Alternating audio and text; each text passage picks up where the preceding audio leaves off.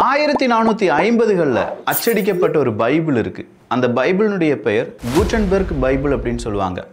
Jonas கூட்டன்பெர்க் அவருடைய பிரஸ்ல அச்சடிக்கப்பட்ட வெறும் 180 பிரதிகள் மட்டுமே அச்சடிக்கப்பட்ட பைபிள் தான் இந்த கூட்டன்பெர்க் பைபிள் அப்படிங்கிறது.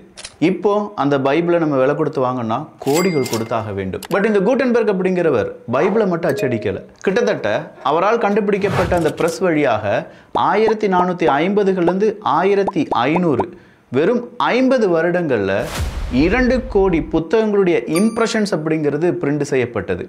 இதனால தான் சயின்டிஃபிக் ரிசர்ச் அப்படிங்கிறது பல மேடைகளிலும் பேசப்பட்டது. அதுவரையிலும் புத்தகம் அப்படிங்கிறது எழுதி தான் பிரதி எடுத்துட்டு இருந்தாங்க. இந்த ஜோனாஸ் கூட்டன்பெர்க் அப்படிங்கிறவர் தான் தங்க நகை செய்யும் போது மூவபிள் பார்ட்ஸை வச்சு நம்மளால இப்போ புத்தகத்தை அச்சடிக்க முடியும் அப்படிங்கிறத கண்டுபிடிச்சு ஒரு ப்ரெஸ் அப்படிங்கிறத உருவாக்கினார்.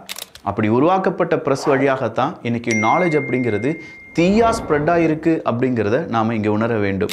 ஸோ கூட்டன்பெர்க் பைபிள் அப்படிங்கிறதோடு மட்டும் இல்லாமல் இன்னைக்கு நம்ம வாசிக்கக்கூடிய புத்தகங்களை அச்சடிக்கக்கூடிய மிக முக்கியமான ப்ரெஸ்ஸை இன்வென்ட் பண்ணது அவர் தான்.